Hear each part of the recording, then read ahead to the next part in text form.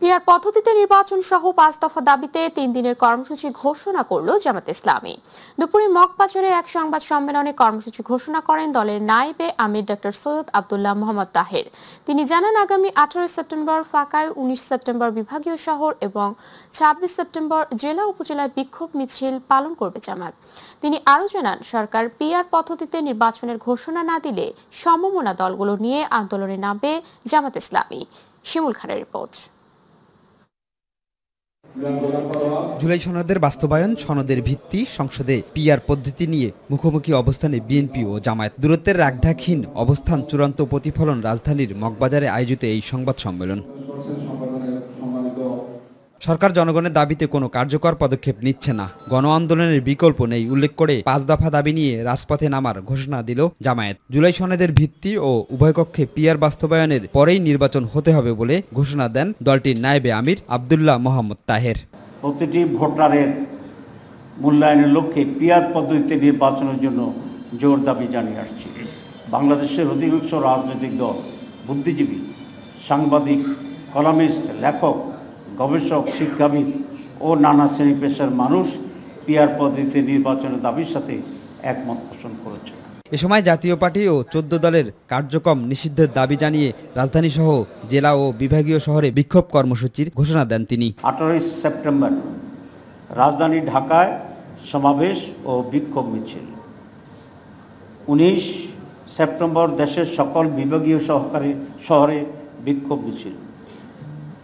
26 September দেশের সকল জেলা উপজেলায় বিক্ষোভ মিছিল।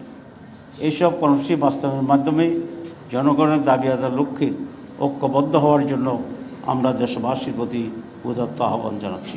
একই দিনে যখন অন্য 3টি ইসলামিক দল প্রায় একই ধরনের দাবি নিয়ে সংবাদ সম্মেলন করছে, তখন এটিকে সরকারের বিরুদ্ধে যুগপৎ আন্দোলনের অংশ নয় বলেও দাবি করেন তিনি। যেহেতু দাবি একরকম, প্রত্যেকটি দল তার মতো করেই মাঠে কর্মসূচি দেবে বা দিচ্ছে।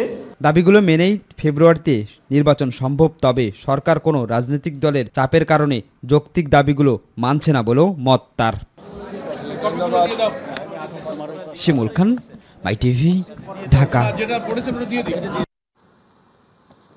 পিআর পদ্ধতিতে নির্বাচন সহ 5 দফা দাবিতে কঠোর আন্দোলনের প্রস্তুতি নিতে নেতাকর্মী ও সমমনা রাজনৈতিক দলগুলোর প্রতি আহ্বান জানিয়েছেন জামাতে ইসলামের সেক্রেটারি জেনারেল অধ্যাপক মিয়া গোলাম পরোয়ার। বিকেলে রাজধানীর জুরাইনের শ্যামপুর কদমতলী থানার ইসলামী শাসনতন্ত্র আন্দোলনের আলোচনা সভায় যোগ দিয়ে তিনি এই আহ্বান জানান। মিয়া গোলাম পরোয়ার ছাড়াও এই সমাবেশে চরমোনাই পীর ও ইসলামী আন্দোলন বাংলাদেশের আমির সৈয়দ মোহাম্মদ রেজাউল করিম উপস্থিত ছিলেন। পার্লামেন্টের প্রস্তাবিত আপার হাউস, লোয়ার হাউস দুই জায়গাতে পিআর মানতে হবে। তা না হলে ঐক্যবদ্ধ কমিশনে আমরা যারা পিআরের পক্ষে, জুলাই সনদের পক্ষে বিচারের দাবিতে আজ ঐক্যবদ্ধ হতে যাচ্ছি, ইসলামী দল এবং দেশপ্রেমিক দল এই দাবি আদায় না হওয়া পর্যন্ত আমাদের রাজপথের আন্দোলন অব্যাহত থাকবে। দেশবাসীকে বলবো, আপনারা আন্দোলনের প্রস্তুতি গ্রহণ করুন। আজকে সাংবাদিক সম্মেলনের মাধ্যমে আমরা যারা এই সংস্কার কমিশনের পিআরের দাবিতে, জুলাই সনদের দাবি সহ বিচারের পর দ্রুত ফেব্রুয়ারিতে নির্বাচনের দাবি করেছি, তারা সাংবাদিক সম্মেলন করে আন্দোলনের কর্মসূচি আমরা সবাই ঘোষণা করেছি। আগামী নির্বাচনে এক বক্সে ভোট আনার ব্যাপারে ইসলামী দলগুলোর অনেকটা কাছাকাছি জায়গায় পৌঁছেছে বলে মন্তব্য করেছেন ইসলামী আন্দোলন বাংলাদেশের আমির সৈয়দ মোহাম্মদ রেজাউল করিম। রাজধানীর পুরানা পল্টনে দলটির কেন্দ্রীয় কার্যালয়ে আয়োজিত সংবাদ সম্মেলনে এসব কথা বলেন তিনি। এ সময় জুলাই সনদের ভিত্তিতে আগামী জাতীয় সংসদ নির্বাচন সুষ্ঠুর জন্য লেভেল প্লেইং ফিল্ড নিশ্চিত সহ 5 দফা দাবি বাস্তবায়নে আগামী 18 সেপ্টেম্বর ঢাকায়, 19 সেপ্টেম্বর বিভাগীয় শহরে এবং 26 সেপ্টেম্বর সারা দেশের জেলা ও উপজেলায় বিক্ষোভ মিছিল কর্মসূচি ঘোষণা করেন দলটির আমির রেজাউল করিম।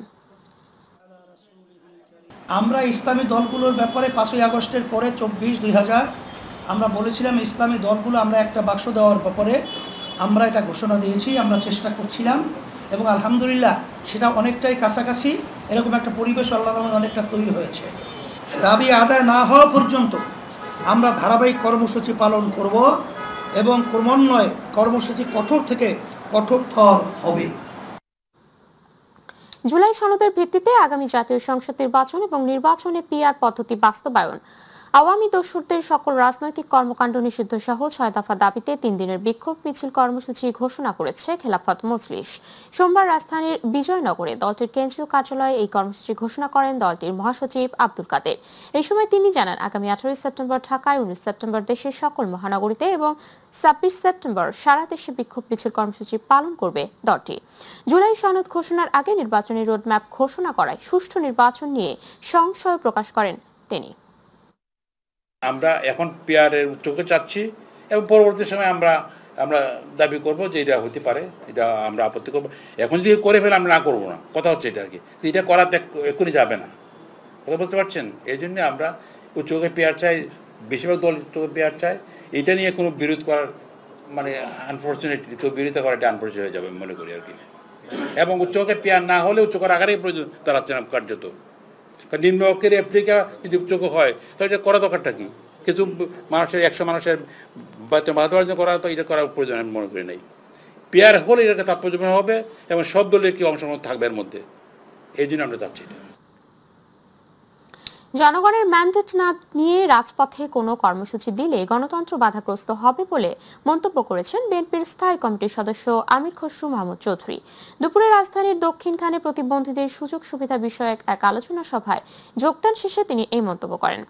আমির খসরু বলেন, গণতন্ত্র ফিরিয়ে আনায় যত দেরি হবে দেশ তত বিপদগ্রস্ত হবে। রাজপথের পর্ব শেষ হয়েছে, জনগণের মালিকানা ফেরানোর সময় এখন। অভ্যুত্থান পরবর্তী সময় দ্রুত নির্বাচন না হলে দেশে বিভক্তি ও গৃহযুদ্ধের শঙ্কা থাকে বলে উল্লেখ করেন তিনি।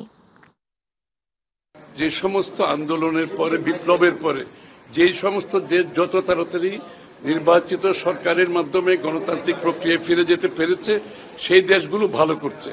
আর যারা বিভক্তির মাধ্যমে বিলম্বিত করেছে সেই দেশগুলোতে আপনি দেখবেন সিভিল ওয়ার চলছে, সেখানে সমাজে বিভক্তি চলছে এবং অর্থনৈতিকভাবে পঙ্গু হয়ে গেছে। গণতন্ত্র তো দূরের কথা, একটা কি বলে ফেইল্ড স্টেটে পরিণত হয়েছে। বিএনপির সিনিয়র যুগ্ম মহাসচিব রুহুল কবির রিজভী বলেছেন, একটি ইসলামী দল পিআর এর জন্য তুমুল আন্দোলন করার কথা বলেছে। এটা সুপরিকল্পিত মাস্টার প্ল্যান, যা কারো জন্যই কল্যাণ বয়ে আনবে না। বিকেলে রাজধানীর নতুন বাজার এলাকায় অবস্থিত জামিয়া মাদানিয়া বাড়িথারা কওমি মাদ্রাসায় আয়োজিত এক অনুষ্ঠানে তিনি এসব কথা বলেন। তিনি বলেন, পরাজিত শক্তি প্রত্যাবর্তন করলে সবার জন্যই ধ্বংসাত্মক পরিস্থিতি বয়ে আনবে। অনুষ্ঠানে বিএনপির ভারপ্রাপ্ত চেয়ারম্যান তারেক রহমানের নির্দেশে আমরা বিএনপি পরিবারের পক্ষ থেকে ক্যান্সার আক্রান্ত হেফাজতে ইসলামের নেতা মাওলানা এনামুল হাসান ফারুকীকে আর্থিক সহায়তা দেয়া হয়। আমরা পরিস্থিতিগুলো দেখছি, যে দৃষ্টান্তগুলো দেখছি, যা ঘটছে, এই ঘটাটা এইভাবে চললে পরে মানুষের মন তো যখন বিগড়ে যায় তখন আর কিছু করার থাকে না, অনেক কিছুই খারাপ কিছু চলে আসতে পারে। সেটা না করে বলেন আসুন, হ্যাঁ, যে যার রাজনৈতিক মতামত প্রকাশ করবে, এটাই তো গণতন্ত্র। এর জন্য তো সব দল মিলে আমরা লড়াই করেছি। কিন্তু আরেকজনকে ফাঁদের মধ্যে ফেলে আমি রাজনৈতিক গেইন নিব, এইটা করতে গেলে পরে অন্যের জন্য ফাঁদ পাততে গেলে নিজে সে ফাঁদের মধ্যে পড়তে হয়, এটাও মাথার মধ্যে মনে রাখতে হয়। আওয়ামী লীগের প্রেতাত্মারা ফেব্রুয়ারি নির্বাচন বানচালের ষড়যন্ত্র করছে বলে অভিযোগ করেছেন বিএনপি চেয়ারপারসনের উপদেষ্টা জয়নুল আবদিন ফারুক। সকালে জাতীয় প্রেস ক্লাবের সামনে এক প্রতিবাদ সমাবেশে দেয়া বক্তব্যে তিনি এমন অভিযোগ করেন। এই বিএনপি নেতার মতে, শেখ হাসিনা বিগত 16 বছরে দেশের ইতিহাস বিকৃত করে দেশ বিরোধী অনেক চুক্তি করেছে। বাংলাদেশকে অস্থিতিশীল করতে শেখ হাসিনা ভারতে বসে ষড়যন্ত্র করছে বলেও অভিযোগ করেন তিনি। এ সময় বিএনপি চেয়ারপারসনের আরেক উপদেষ্টা হারুনুর রশিদ বলেছেন, নির্বাচন নিয়ে কোনো ষড়যন্ত্র বরদাস্ত করবে না বিএনপি। আমাদের নেতা, আমাদের নেত্রী খালেদা জিয়া, তারেক রহমানের দুঃসাহসিক সাহস আমাদেরকে রাস্তায় রেখেছে।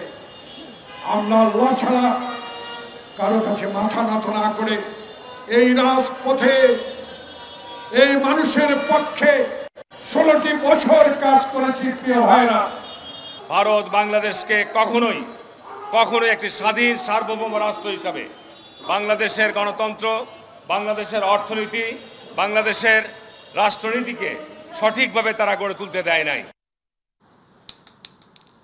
ফরিদপুরে ভাঙ্গায় আসন পুনর্বিন্যাসের প্রতিবাদে আন্দোলনের দ্বিতীয় দিনে পরিস্থিতি উত্তপ্ত হয়ে উঠেছে। ঢাকা বরিশাল মহাসড়কের ভাঙ্গা বাসস্ট্যান্ড এলাকায় টায়ারে আগুন জ্বালিয়ে সড়ক অবরোধ করে আন্দোলনকারীরা। পরে তারা ভাঙ্গা থানায় হামলা চালিয়ে গাড়ি ভাঙচুর করে। এরপর উপজেলা পরিষদ ও উপজেলা নির্বাচন অফিসে হামলা এবং অগ্নিসংযোগ চালায়। পুরো এলাকায় আতঙ্ক ও উত্তেজনা বিরাজ করছে। প্রতিনিধি শফিকুল ইসলাম জনের তথ্যচিত্রে শামস তাবরিজ উচ্ছ্বাসের রিপোর্ট। ফরিদপুরে সংসদীয় আসন পুনর্বিন্যাসের প্রতিবাদে ও পুরনো সীমানা বহালের দাবিতে মহাসড়ক ও রেলপথ অবরোধ কর্মসূচির দ্বিতীয় দিনে আন্দোলনরতদের সাথে ব্যাপক সংঘর্ষ হয়েছে পুলিশের। বেলা 11টার দিকে ভাঙ্গায় ঢাকা খুলনা ও ফরিদপুর বরিশাল মহাসড়কের অন্তত 6টি পয়েন্ট অবরোধ করে বিক্ষোভ শুরু করলে পরিস্থিতির অবনতি ঘটে। এ সময় মহাসড়কের বিভিন্ন স্থানে আগুন জ্বালিয়ে দুপাশেই চলাচল বন্ধ করে দেন তারা। এতে বন্ধ হয়ে যায় ভাঙ্গা হয়ে ঢাকার সাথে 21টি জেলার যান চলাচল। ভোগান্তিতে পড়েন এই রুটের যাত্রী ও চালকেরা। আটকা পড়ে পণ্যবাহী যানবাহনও। পরে পুলিশ পরিস্থিতি নিয়ন্ত্রণের চেষ্টা করলে বিক্ষুব্ধরা ভাঙ্গা থানা, উপজেলা পরিষদ, নির্বাহী অফিস সহ বিভিন্ন স্থাপনায় ভাঙচুর চালায় এবং আগুন দেন। স্থানীয়রা জানায় সংঘর্ষে কয়েকজন গুলিবিদ্ধ হয়। যদিও পরিস্থিতি নিয়ন্ত্রণের চেষ্টা করে যাচ্ছে আইনশৃঙ্খলা বাহিনী। গত 4 সেপ্টেম্বর গেজেটের মাধ্যমে 300 আসনের সীমানা নির্ধারণের চূড়ান্ত তালিকা প্রকাশ করে নির্বাচন কমিশন। এতে ভাঙ্গা উপজেলার আলগী ও হামিরুদি ইউনিয়নকে ফরিদপুর 4 আসন থেকে কেটে ফরিদপুর 2 আসনে যুক্ত করা হয়। এরপর থেকেই ভাঙ্গায় বিভিন্ন কর্মসূচি পালন করছে স্থানীয় বাসিন্দারা। গতকাল থেকে 3 দিনের সকাল সন্ধ্যা সড়ক ও রেলপথ অবরোধ কর্মসূচি শুরু করে স্থানীয় জনতারা।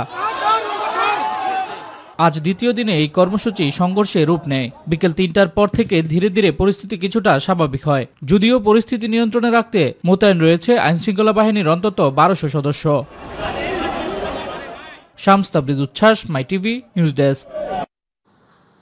4টি সংসদীয় আসন বহালের দাবিতে বাগেরহাটে সকাল সন্ধ্যা হরতাল প্রত্যাহার করেছে সর্বদলীয় সম্মিলিত কমিটি। সকাল থেকে এই জেলার সব দূরপাল্লার বাস চলাচল বন্ধ থাকে, তবে সড়কে রিকশা, অটোরিকশা ও মোটরসাইকেল স্বাভাবিকভাবে চলাচল করে। সকাল থেকে জেলা সদর সহ বিভিন্ন স্থানে দোকানপাট খোলা থাকলেও সড়কে মানুষের উপস্থিতি ছিল কম।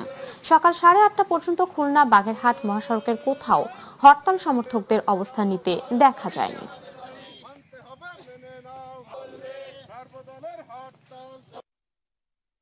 আর 2 জন সাক্ষীর জবানবন্দির পর শেষ হবে আন্তর্জাতিক অপরাধ ট্রাইব্যুনালে শেখ হাসিনা সহ 3 আসামির বিরুদ্ধে মানবতা বিরোধী অপরাধের মামলার সাক্ষ্য গ্রহণ। চিফ প্রসিকিউটর তাজুল ইসলাম জানান, মামলা প্রমাণে যথেষ্ট শক্তিশালী অকাট্য সাক্ষ্য প্রমাণ আদালতে উপস্থাপন করা হয়েছে। সোমবার এই মামলায় 46তম সাক্ষী হিসেবে সাক্ষ্য দিয়েছেন জ্যেষ্ঠ সাংবাদিক মাহমুদুর রহমান। সাক্ষ্য গ্রহণ চলবে মঙ্গলবারও। SM আরিফের রিপোর্ট। আন্তর্জাতিক অপরাধ ট্রাইব্যুনালে শেখ হাসিনা সহ 3 আসামির বিরুদ্ধে মানবতা বিরোধী অপরাধের মামলায় সাক্ষ্য দিয়েছেন সিনিয়র সাংবাদিক মাহমুদুর রহমান। 46তম সাক্ষী হিসেবে ট্রাইব্যুনাল 1-এ সাক্ষ্য দেন তিনি। জবানবন্দিতে এই গণমাধ্যম ব্যক্তিত্ব শেখ হাসিনার সবশেষ শাসনামলের পটভূমি তুলে ধরেন। ফ্যাসিবাদটা অটোমেটিক তৈরি হয় নাই, ফ্যাসিবাদটা পরিকল্পিতভাবে বাংলাদেশে তৈরি করা হয়েছিল এবং এই পরিকল্পনার পিছনে ভারত সরকার এবং বাংলাদেশের তৎকালীন সেনাপ্রধানের সরাসরি যোগাযোগ ছিল। তারা যে দেশের জন্য জীবন দিল, তাদের সান্ত্বনার জন্য বিচারটা হওয়া দরকার। কিন্তু আবারও বলি, আমি ন্যায় বিচার হওয়া দরকার। আমরা যেন আবার ন্যায় বিচারের নামে ফাঁসি চাই স্লোগান শুরু না করি। এই ফাঁসি চাই স্লোগানের মাধ্যমে বাংলাদেশে ফ্যাসিবাদের প্রতিষ্ঠা পেয়েছিল। এই মামলায় আর 2 জনের সাক্ষ্য উপস্থাপন করার কথা জানিয়েছেন চিফ প্রসিকিউটর তাজুল ইসলাম। মামলা প্রমাণে এর বেশি সাক্ষীর প্রয়োজন নেই বলে জানান তিনি। আমরা মনে করি যে এই মামলায় প্রমাণের জন্য যথেষ্ট এভিডেন্স ইতিমধ্যে আদালতে আমরা উপস্থাপন করতে সক্ষম হয়েছি। সুতরাং আর কোনো সাক্ষ্য তেমন বেশি প্রয়োজন নেই। সে কারণে এই বাকি 2 জনের সাক্ষ্য গ্রহণ সমাপ্ত হওয়ার পরে আমরা মামলাটি সমাপ্তির জন্য প্রেয়ার করব। তার মানে যুক্তিতর্কের জন্য হয়তো পরবর্তীর দিকে আমরা যাব আশা করছি। যেহেতু এখানে কোনো ডিফেন্সের পক্ষ থেকে সাক্ষী দেওয়ার ব্যাপার নেই, আসামি 2 জন পলাতক আছেন, আর যিনি হাজির আছেন তিনি যেহেতু দোষ স্বীকার করেছেন, তিনি তো আর ডিফেন্সের সাক্ষী দেবেন না। সেই কারণে আমরা ধরে নিচ্ছি যে এখানে ডিফেন্স পক্ষের কোনো আর সাক্ষী আসবে না। সেক্ষেত্রে মামলাটি হয়তোবা যুক্তিতর্কের জন্য নির্ধারিত হতে পারে সাক্ষ্য গ্রহণ সমাপ্তির পরে। শেখ হাসিনার বিরুদ্ধে মঙ্গলবারও সাক্ষী দেবেন মাহমুদুর রহমান। একই দিন সাক্ষ্য গ্রহণের কথা রয়েছে জাতীয় নাগরিক পার্টি NCPর আহ্বায়ক নাহিদ ইসলামেরও। SM আরিফ, মাই টিভি, ঢাকা। সীমিত সম্পদ নিয়ে দেশের তরুণরা নিরলসভাবে কাজ করে যাচ্ছে বলে মন্তব্য করেছেন প্রধান উপদেষ্টা ডক্টর মোহাম্মদ ইউনূস। তিনি বলেন, তরুণরা সক্রিয় থাকলে দেশে কোনো সমস্যা থাকবে না। সকালে প্রধান উপদেষ্টার কার্যালয়ে শাপলা হলে ইয়ুথ ভলান্টিয়ার অ্যাওয়ার্ড 2025 প্রদান অনুষ্ঠানে তিনি এসব কথা বলেন। চলার পথে চ্যালেঞ্জ আসবে, কিন্তু হতাশ না হয়ে নিজস্ব শক্তি দিয়ে মোকাবেলা করার আহ্বান জানান ডক্টর ইউনূস। অনুষ্ঠানে 5 ক্যাটাগরিতে 12 জনকে ইয়ুথ ভলান্টিয়ার অ্যাওয়ার্ড প্রদান করা হয়। আতিকুর রহমান, তিতাসের রিপোর্ট। অনুষ্ঠানে এ পর্যায়ে যুব ও ক্রীড়া মন্ত্রণালয়ের ব্যবস্থাপনায় পরিচালিত যুব কল্যাণ তহবিল আইন 2016 অনুযায়ী সামাজিক ক্ষেত্রে অসাধারণ অবদানের জন্য যুবকদের পুরস্কৃত করা হয়। এবছর 5টি ক্যাটাগরিতে 12 জন যুব উদ্যোক্তাকে ইউথ ভলান্টিয়ার অ্যাওয়ার্ড 2025 প্রদান করা হলো। পুরস্কার নিতে মঞ্চে আসছেন জনাব মোহাম্মদ জাকির হোসেন। সকালে প্রধান উপদেষ্টা কার্যালয়ের শাপলা হলে যুব উদ্যোক্তাদের হাতে এ পুরস্কার তুলে দেন বাংলাদেশের অন্তর্বর্তীকালীন সরকারের প্রধান উপদেষ্টা ডক্টর মোহাম্মদ ইউনূস। বঞ্চিত তৃতীয় লিঙ্গের জনগোষ্ঠীর মানবাধিকার প্রতিষ্ঠায় অনুষ্ঠানে প্রধান অতিথির বক্তব্যে প্রধান উপদেষ্টা বলেন, চলার পথে চ্যালেঞ্জ আসবে, কিন্তু হতাশ না হয়ে নিজস্ব শক্তি দিয়ে মোকাবেলা করতে হবে। স্বেচ্ছাসেবা বা যে কোনো মহৎ উদ্যোগের পথ মসৃণ নয়। সময়, অর্থ এবং মানসিক চাপে বহুবিধ চ্যালেঞ্জ সৃষ্টি করে। এর মধ্যে দিয়েই আমাদের ধৈর্য, সহনশীলতা ও নেতৃত্বের মতো মহৎ গুণাবলী অর্জন করে নিতে হবে। আমি যুব সমাজের প্রত্যেক সদস্যকে আহ্বান জানাই, তোমাদের মেধা, শক্তি ও সৃজনশীলতা দিয়ে সমাজের এবং দেশের উন্নয়নে ভূমিকা রাখো। সীমিত সম্পদ নিয়ে দেশের তরুণরা নিরলসভাবে কাজ করে যাচ্ছে উল্লেখ করে তিনি বলেন, তরুণরা সক্রিয় থাকলে দেশে কোনো সমস্যা থাকবে না। তোমাদের সাফল্য কেবল ব্যক্তিগত অর্জনে সীমাবদ্ধ না রেখে অন্যদের জন্য অনুকরণীয় দৃষ্টান্ত করো। আমি বিশ্বাস করি, তরুণরা সক্রিয় থাকলে দেশের কোনো সমস্যায় আর অমীমাংসিত থাকতে পারে না। আমরা তোমাদের নতুন নীতি, যুগান্তকারী ধারণা এবং সামাজিক পরিবর্তনের অগ্রদূত হিসেবে দেখতে চাই। তোমাদের সম্মিলিত প্রয়াসেই বাংলাদেশ একটি উন্নত, মানবিক এবং উদ্ভাবনী রাষ্ট্র হিসেবে বিশ্বে মাথা উঁচু করে দাঁড়াতে পারবে। অনুষ্ঠানে জুলাই গণ অভ্যুত্থানে আহত ও নিহত পরিবারের 12,877 জনকে আত্মকর্মসংস্থান প্রদান করা হবে বলে জানান যুব ও ক্রীড়া উপদেষ্টা আসিফ মাহমুদ সজীব ভুইয়া। জুলাই গণ অভ্যুত্থানে আহত ও শহীদ পরিবারের সদস্যদের আত্মকর্মসংস্থান সৃষ্টির লক্ষ্যে একটি বিশেষ প্রকল্প হাতে নেওয়া হয়েছে, যার মাধ্যমে 12,877 জনকে প্রশিক্ষণ ও আত্মকর্মসংস্থান সৃষ্টিতে সহযোগিতা প্রদান করা হবে। আরও উল্লেখযোগ্যভাবে আর্ন প্রকল্পের আওতায় প্রায় 9 লাখ যুবক যুবনারীর প্রশিক্ষণ কার্যক্রম শিগগিরই শুরু হবে। আতিকুর রহমান, তিতাস, মাই টিভি। শেষ হলো আপনাদের সবাই। যুক্তরাষ্ট্রের সঙ্গে বাণিজ্য, বিনিয়োগ, জ্বালানি উন্নয়ন সহযোগিতা আরও গভীর করবেন বলে দৃঢ় প্রতিশ্রুতি পুনর্ব্যক্ত করেছেন প্রধান উপদেষ্টা অধ্যাপক মোহাম্মদ ইউনূস। সোমবার প্রধান উপদেষ্টার কার্যালয়ে যুক্তরাষ্ট্রের বাণিজ্য প্রতিনিধি ইউএসটিআর দপ্তরের সহকারী বাণিজ্য প্রতিনিধি ব্র্যান্ডন লিঞ্চের সঙ্গে বৈঠকের প্রতিশ্রুতি পুনর্ব্যক্ত করেন অধ্যাপক মোহাম্মদ ইউনূস। তিনি 31 জুলাই ঘোষিত ইউএসটিআর এর সাম্প্রতিক সিদ্ধান্তের কথা উল্লেখ করেন, যেখানে বাংলাদেশের রপ্তানি পণ্যের উপর পারস্পরিক শুল্ক হার 35% থেকে কমিয়ে 20% করা হয়েছে। অধ্যাপক ইউনূস এটিকে দুই দেশের বাণিজ্য সম্পর্কের একটি বড় মাইলফলক হিসেবে বর্ণনা করেন।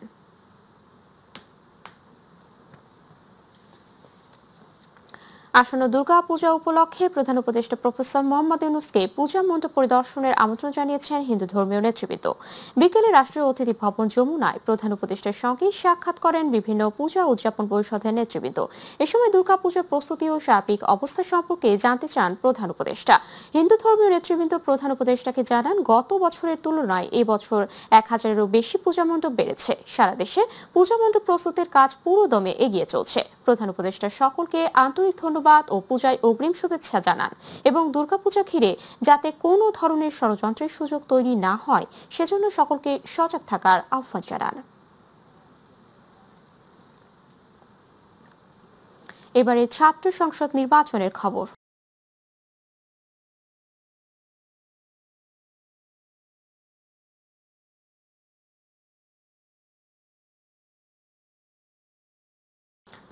রাজশাহী বিশ্ববিদ্যালয় কেন্দ্রীয় ছাত্র সংসদ রাকসু হল সংসদ ও সিনেটে ছাত্র প্রতিনিধি নির্বাচনের প্রচারণা আজ থেকে শুরু হয়েছে। এই প্রচারণা চলবে আগামী 24 সেপ্টেম্বর সকাল 9টা পর্যন্ত। নির্বাচনী প্রচারণায় অংশগ্রহণকারী প্রার্থীদের কঠোরভাবে মানতে হবে নির্বাচনী আচরণবিধি। নির্বাচনী আচরণবিধি অনুযায়ী প্রার্থী তালিকা চূড়ান্ত হওয়ার দিন থেকে ভোট গ্রহণের 24 ঘন্টার আগ পর্যন্ত প্রতিদিন সকাল 10টা থেকে রাত 10টা পর্যন্ত প্রচারণা চালানো যাবে। তবে প্রার্থী ও ভোটার ছাড়া অন্য কেউ বিশ্ববিদ্যালয় এলাকায় প্রচারণায় অংশ নিতে পারবেন না। প্রার্থী পরিচিতির সভা ছাড়া অন্য কোনো সভায় মাইক ব্যবহার করা যাবে না। প্রার্থীদের আচরণবিধি মেনে প্রচারণার আহ্বান জানিয়েছে প্রশাসন। রাকসুতে 248 জন ও সিনেটে 58 জন প্রার্থী প্রতিদ্বন্দ্বিতা করছেন।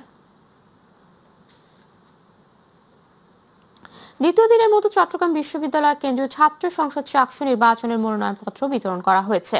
সকালে চাকসু ভবনে মনোনয়নপত্র বিতরণ করছেন নির্বাচন পরিচালনা কমিটি। আগামী 12 অক্টোবর ভোট গ্রহণের দিন সামনে রেখে প্রয়োজনীয় প্রস্তুতি নেওয়া হয়েছে। এর আগে গত 28 আগস্ট বিশ্ববিদ্যালয়ের ডক্টর মোহাম্মদ ইউনুস ভবনে তফসিল ঘোষণা করেন নির্বাচন পরিচালনা কমিটির সভাপতি অধ্যাপক ডক্টর মনির উদ্দিন। ঘোষিত তফসিল অনুযায়ী আগামী 17 সেপ্টেম্বর মনোনয়নপত্র জমা দেওয়ার শেষ দিন। 25 সেপ্টেম্বর চূড়ান্ত প্রার্থী তালিকা প্রকাশ এবং 12 অক্টোবর ভোট গ্রহণ হবে বলে জানিয়েছেন নির্বাচন পরিচালনা কমিটির সভাপতি। হবিগঞ্জের রশিদপুর গ্যাস ফিল্ডের 3 নম্বর কূপ থেকে গ্যাস উত্তোলন শুরু হয়েছে। আজ থেকে জাতীয় সঞ্চালন লাইনে দৈনিক 80 লাখ ঘনফুট গ্যাস যুক্ত হবে। আগামী 10 বছর এই কূপ থেকে গ্যাস সরবরাহ করা সম্ভব হবে বলে জানিয়েছে কর্তৃপক্ষ। রশিদপুরের 3 নম্বর কূপ থেকে চূড়ান্ত উৎপাদনে যাওয়ার আগে গত রোববার দিনভর গুণগত মান ও নিরাপত্তা পরীক্ষা করা হয়। গ্যাসের তাপমাত্রা, চাপ, হাইড্রোকার্বনের মান, ডিহাইড্রেশন, কম্প্রেসর ও মিটারিং সিস্টেমের কার্যকারিতা নিশ্চিতের পর রাতে উৎপাদন প্রক্রিয়ায় সফলতা আসে। সিলেট সফিল্ডের অধীনস্থ এই কূপটিতে গত 2 মাস আগে ওয়ার্ক ওভারের কাজ শুরু করে রাষ্ট্রীয় তেল, গ্যাস অনুসন্ধান ও উৎপাদনকারী প্রতিষ্ঠান বাপেক্স। 73 কোটি টাকা ব্যয়ে শেষ হয় এই কাজ। বাপেক্স কর্মকর্তা জানান, ভবিষ্যতেও দেশের প্রয়োজনে গ্যাস উৎপাদনে এই ধরনের কার্যক্রম চলমান থাকবে। পদ্মা সেতুতে সোমবার থেকে শুরু হয়েছে nonstop electronic toll collection etc system. 2 পারে মোট 4টি বুথে চালু থাকবে এই সিস্টেম। বিকেল থেকে লাইভ পাইলটিং আকারে চালু হওয়া এই সিস্টেমে গাড়ি চালকদের আর থামতে হবে না টোল দেওয়ার জন্য। নির্ধারিত ইটিসি লেন দিয়ে ন্যূনতম 30 কিলোমিটার গতিতে চলাচল করলে স্বয়ংক্রিয়ভাবে গাড়ির অ্যাকাউন্ট থেকে টোল কেটে নেওয়া হবে। পদ্মা সেতুর সাইট ইঞ্জিনিয়ার আবু সাইদ জানান, ইটিসি সেবায় অংশ নিতে প্রথমে ব্যবহারকারীদের ট্রাস্ট ব্যাংক লিমিটেডের টেপ অ্যাপে গিয়ে ডি টোল অপশনে গাড়ি রেজিস্ট্রেশন ও রিচার্জ করতে হবে। এরপর পদ্মা সেতুর নির্ধারিত বুথে গিয়ে শুধু প্রথমবারের মতো RFID ট্যাগ চেক ও রেজিস্ট্রেশন শেষ করতে হবে। একবার প্রক্রিয়া সম্পন্ন হলে গাড়িটি যে কোনো সময় নির্ধারিত লেন ব্যবহার করে নির্বিঘ্নে পারাপার হতে পারবে।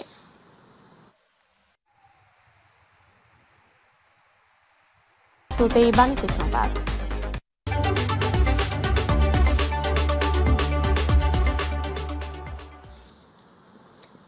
এশিয়ার হাইজিন প্রোডাক্টস ফ্যাক্টরি সম্প্রতি Bangladesh standards and testing institutions BSTI কর্তৃক মর্যাদাপূর্ণ ISO 9001/2015 quality management system certification অর্জন করেছে।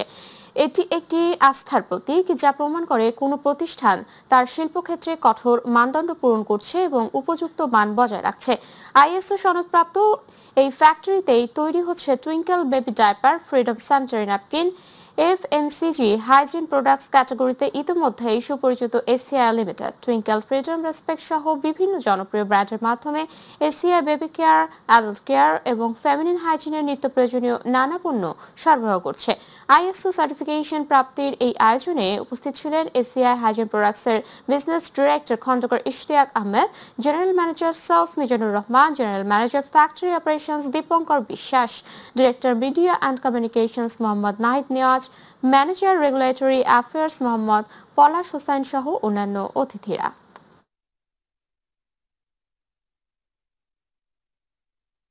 এবারে প্রবাস সংবাদ।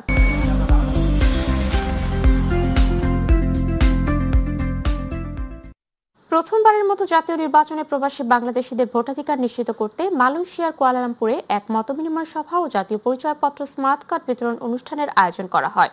রবিবার কুয়ালালামপুরের জি টাওয়ারে অনুষ্ঠিত এই সভায় প্রধান অতিথি ছিলেন নির্বাচন কমিশনার মোহাম্মদ আনোয়ারুল ইসলাম সরকার। প্রতিনিধি আশরাফুল মামুন জানান, ভারপ্রাপ্ত হাই কমিশনার মোসাম্মদ শাহানারা মুনিকার সভাপতিত্বে এই আয়োজনে প্রবাসীদের ভোটাধিকার প্রয়োগের প্রক্রিয়া নিয়ে বিস্তারিত আলোচনা করা হয়। প্রধান অতিথির বক্তব্যে নির্বাচন কমিশনার আনোয়ারুল ইসলাম সরকার বলেন, বর্তমান নির্বাচন কমিশন প্রবাসীদের ভোটাধিকারের ব্যাপারে অত্যন্ত আন্তরিক। এবারই প্রথম প্রবাসীরা জাতীয় নির্বাচনে ভোটাধিকার প্রয়োগ করতে পারবেন। এই লক্ষ্যে নির্বাচন কমিশন তথ্য প্রযুক্তি সহায়ক পোস্টাল ভোটিং পদ্ধতি চালু করার পরিকল্পনা নিয়েছে। অনুষ্ঠানের শেষে নির্বাচন কমিশনার উপস্থিত প্রবাসী ও সাংবাদিকদের বিভিন্ন প্রশ্নের উত্তর দেন এবং কয়েকজন প্রবাসীর হাতে জাতীয় পরিচয়পত্র স্মার্ট কার্ড তুলে দেন। আমাদের কিভাবে নিশ্চিত করা যায় করতে পারবেন। সুতরাং কুয়েতে মৃত্যুবরণকারী বাংলাদেশি কর্মীর মৃতদেহ বাংলাদেশে প্রেরণ সংক্রান্ত এক বিজ্ঞপ্তি জারি করেছে বাংলাদেশ দূতাবাস কুয়েত।